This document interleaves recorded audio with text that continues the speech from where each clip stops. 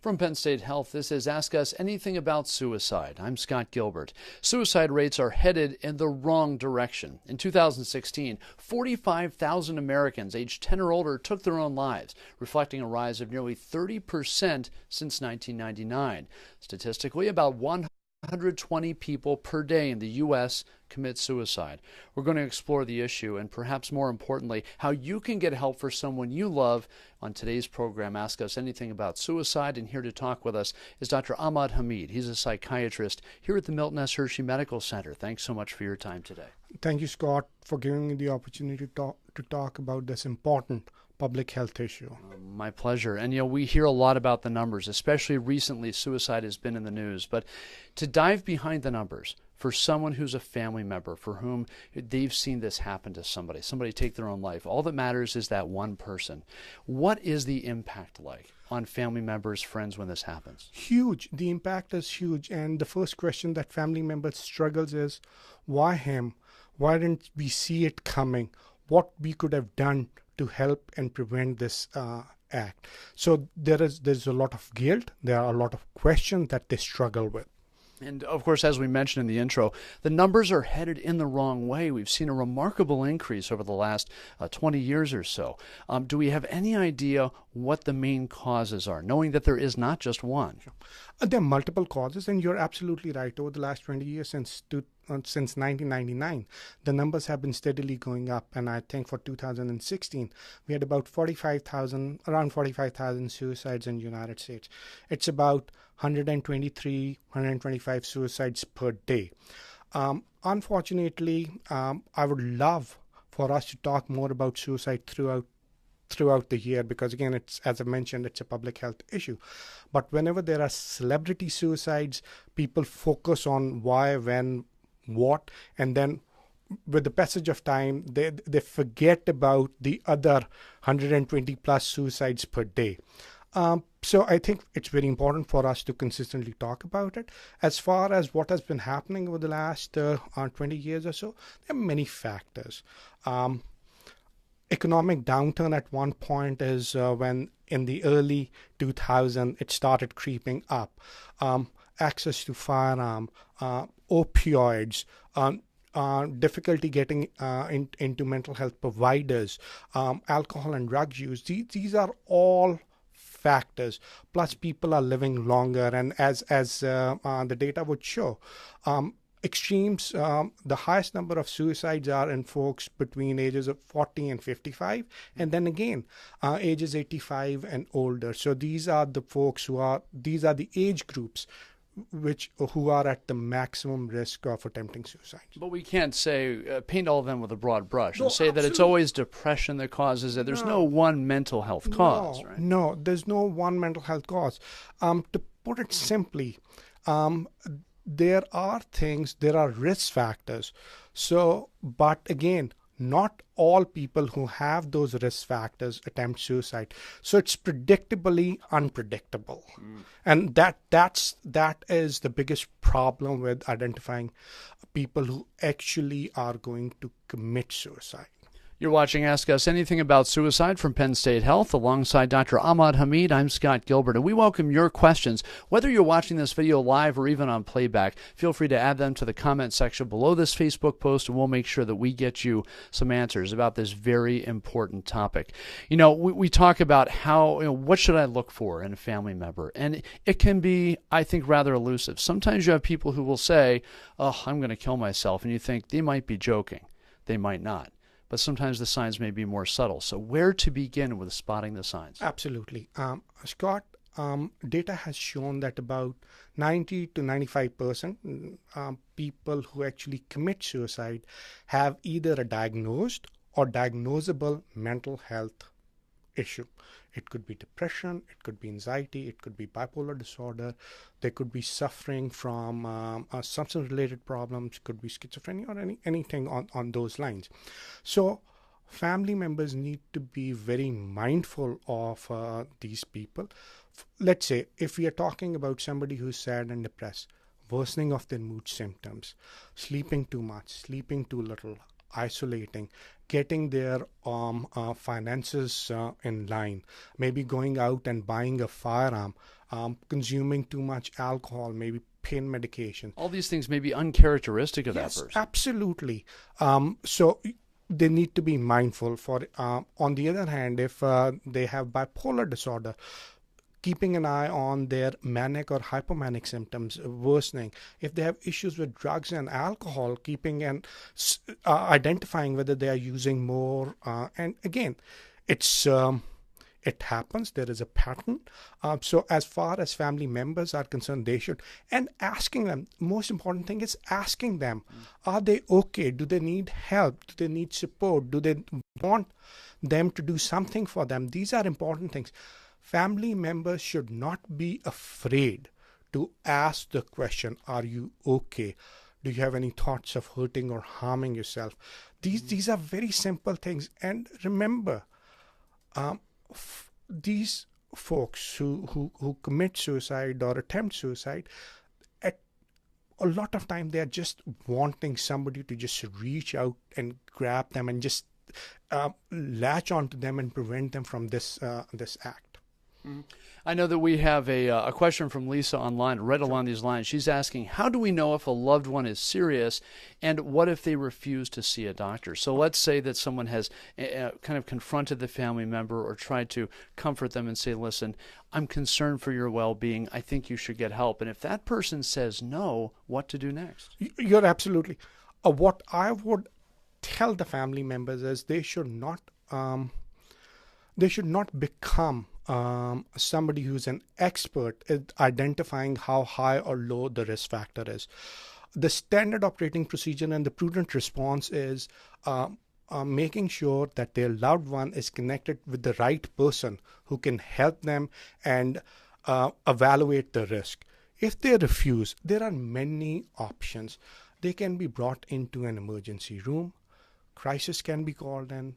Police can be called in, where you can express your concerns with regards to the loved one and then follow their standard operating procedure.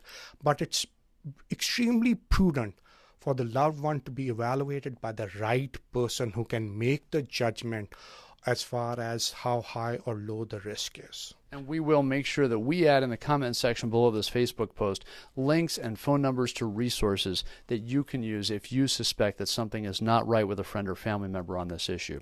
You're watching Ask Us Anything About Suicide from Penn State Health. I'm Scott Gilbert alongside Dr. Ahmad Hameed. He's a psychiatrist here at the Milton Hershey Medical Center, and he welcomes your questions or your comments on this very important topic. Just leave them in the comment field below this post. And of course, if you find this interview helpful, as we hope you do, we hope you'll share it on your Facebook page to help us get the word out about this very important concern.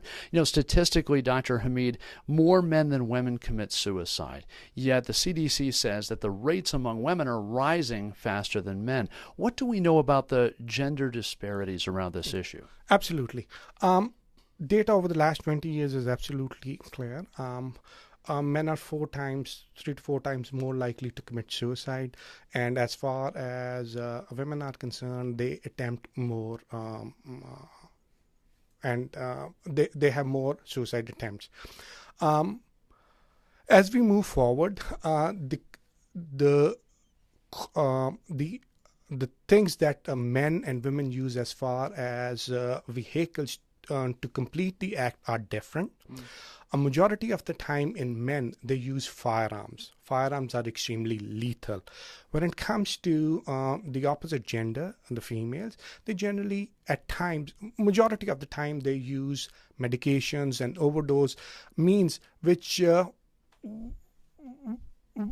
lethality is high, but again, immediate lethality, there are chances of recovering if found correct. So I think those are the differences as we move forward.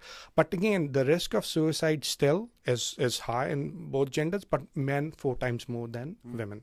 And when it comes to suicide risk and thinking about those issues, there's certainly a stigma around this, as there is with many mental health issues, unfortunately. And I think that gets at Lisa's other question, and that is, what if it's not a person to be openly, or who will openly talk about their feelings? Someone who has, I think her point is, someone who especially doesn't want to open up, tends to bottle things up inside. Absolutely. And again, as I've said, it's predictably unpredictable. For example, you have a loved one who's not sharing anything with you and does not want to share anything with you, but you know that they are suffering. Rather than putting them in corner again, providing them the right resources, or at least taking them to the person that they can talk to, is a starting point. Is a starting point. Letting them know that you are there for them, letting them know that you will do anything for them, are, I think, a starting point. Trust is very important. Person needs to trust that the other person who they are talking to is going to make the right decision for yourself. Establishing that baseline of trust first. Yeah. Absolutely, that's important, because there are other times when people say that they don't want, they're suffering, but they don't want help because they feel that the other person might not, or whoever is evaluating them might not understand and would send them someplace or involuntarily commit them. And really, people don't want that. So to prevent that, they would hide things. But again, trust is important. Trust is a starting point. When it comes to whether it's therapy, medication, what are some of the most common interventions? I imagine it varies from case to case, depending on what you're dealing with. But what are some of those interventions that, as a clinician, you put to use? Absolutely. Starting point is treating the underlying mental health issue. If there's sadness, depression, psychosis, bipolarity, stabilizing the patient. It's very, very important. If there are drugs and alcohol involved, making sure that they are clean and they are clean for a longer period of time. Stabilizing the core symptoms is much more important. At times, it's impulsive. For example, after a breakup of a relationship, legal trouble, financial troubles happens. So putting some gap or between them and their action is important. So at least at that point in time, and the person who has these impulses, which are very specific to a certain event, not mental health issues, but specific to certain event, they have time to recalibrate, reprocess, rethink the consequences of their actions. And a lot of time, with the passage of time, they realize that even though suicide or suicide attempt might look good initially, but that's not the right thing for them to do. It's not the right thing for them to do to their family and loved ones. Dr. Ahmad Hameed, a psychiatrist here at the Milton Hershey Medical Center, is our guest for Ask Us Anything About Suicide from Penn State Health. We welcome your questions. Add them to the comment field below this Facebook post. You know, one of the interesting stats from the CDC in all that data that was released just over a week ago was that they said that in about 54% of those cases of suicides, there's an underlying diagnosed mental health condition. That actually sounds low, but I think the key word there is diagnosed. You're absolutely right, Scott. As I've said earlier in our conversation, about 90, maybe 95, let's go with 90% of the people who actually commit suicide have either a diagnosed or diagnosable.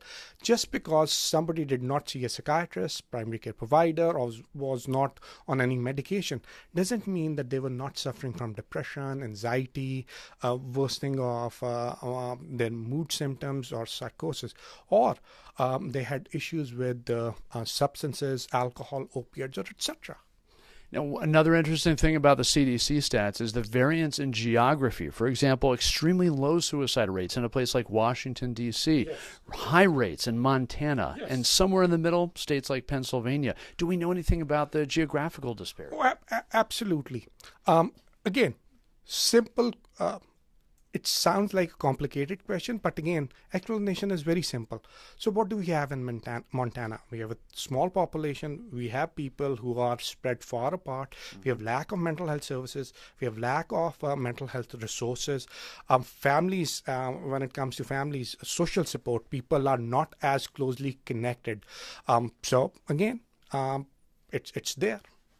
A good question from Lisa. How do you know when the time is right to call for help for someone? So this sounds like a question of, if that person is really in a shell and they're not coming out and you're afraid they're going to do something, what is that next option? Okay, I will answer this. I'll have two different answers. If the question is, when is the right time for the loved one to call, there is no wrong time. If you're concerned, you need to make the call. Again, I ask the loved ones, would you rather wait for a bad outcome, or would you rather be safe? And I'll go with safe over being sorry. So I think that's very, very important. As far as the patient itself is concerned, if they feel that they're not doing well, if there is increase in intensity of having suicidal thoughts, having wishes of not living, is creeping in, which is not normal for them. That's the time to come and talk to somebody and say, you know what, this is happening. I'm having more and more of these thoughts. These are uncontrollable thoughts. I need help. On my mood, anxiety, my meds are not working, my therapy is not working. Those are the time. If it's one of those things where somebody has gotten into those 5 to 10% of the folks who impulsively kill themselves, loved one needs to be very aware. If there is, for example, just an example, acute financial loss, loved one needs to be aware to provide the support. If there are legal troubles, somebody comes in and nice person, pillar of society, gets into trouble, loved one needs to be aware they provide appropriate resources at that time. So it all depends on whether it's the loved one or the patient. Okay, great advice. Thank you, Dr. Hameed. As we wrap things up here, any closing advice, including any resources that come to mind? Like I said, we'll add links in the comment field here, but any resources in particular that you want folks to know about? Absolutely. If you think that you or your loved ones are endangered to act impulsively and do something that would lead to you ending your life or your loved one ending your life, you should not wait. You need to call locally crisis, bring the loved one or yourself to the local emergency room very quickly. If you can't do that, and if you think somebody is not going to be willing and happy, call the local law enforcement. Other than that, suicide prevention hotlines are there. There are a couple of phone-based hotlines. We'll provide you with the link. CDC has a lot of resources. American Foundation for Suicide Prevention has a lot of resources. SAMHSA has a lot of resources. Department of Health has a lot of resources that people can use, provide lots and lots of information about the resources that are available. At Penn State Health, we have a robust Department of Psychiatry. You can contact us. Our number is available. Ask us. We will help you. We have wonderful outpatient programs here at Penn State at Northeast Drive. Sure. And our colleagues at Pennsylvania Psychiatric Institution have a wonderful outpatient program. They have the outpatient programs and partial and intensive outpatient programs. So there are locally resources available, and again, we will help. Fantastic. Many groups and individuals and organizations are there to help you or your loved one if you need help with this type of thing. So please take advantage of those resources. And Dr. Ahmad Hameed, a psychiatrist here at the Milton Hershey Medical Center, thank you for your time today. Thank you very much, Scott, for giving us the opportunity to talk about this important thing. I just want folks to know, if you're suffering, you're not alone. We are there to help you. Let us know. There are lots and lots of resources, and we will do our best to make sure that it doesn't happen to you or your loved one. Dr. Hameed, thank you very much, and we thank you for watching Ask Us Anything About Suicide from Penn State Health.